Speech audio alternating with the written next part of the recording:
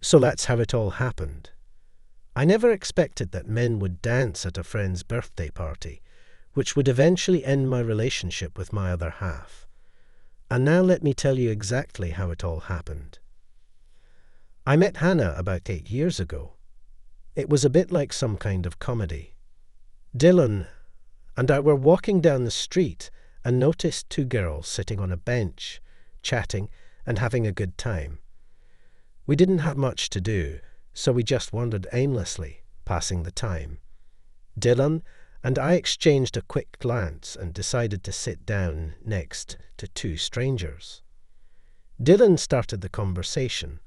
"Hello, lovely ladies. I'm Paul, and this is Matteo.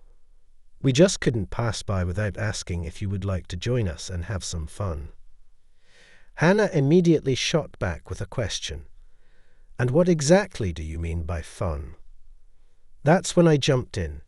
"Oh, you know, Keith, dancing, champagne." Turns out, Hannah and her friend Emilia were totally into that kind of fun. Hanging out with them felt like one big celebration, and Dylan and I didn't want to stop. We quickly formed relationships, me with Hannah and Dylan with Emilia.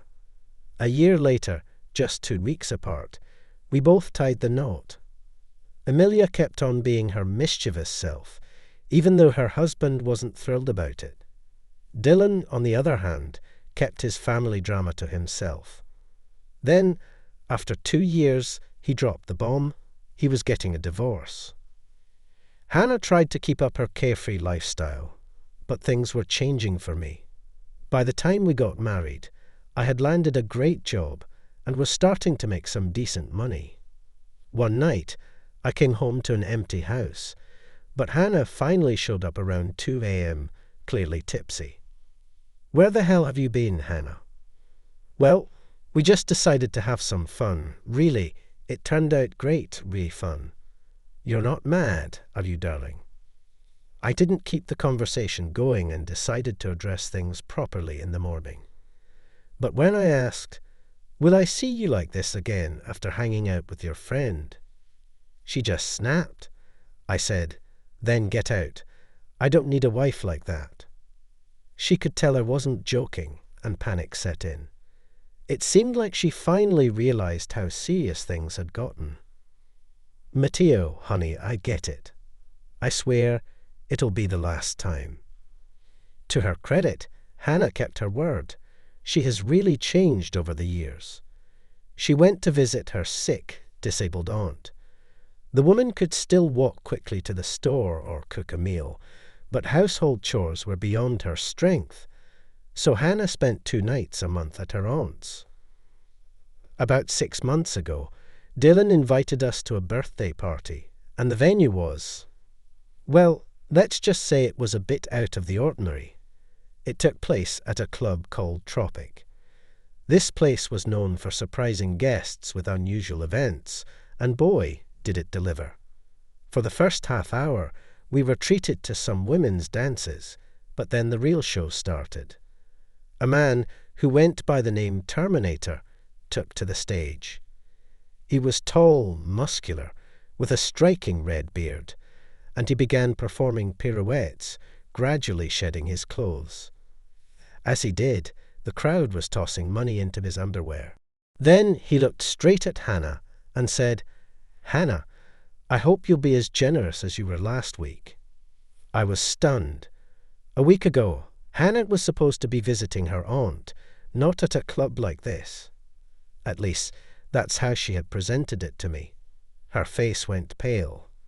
After the performance, I decided to find this Terminator. It wasn't hard. No one stopped me, and I walked right into his backstage area. "Listen, my friend, what did you say to Hannah back there? Who the hell are you?"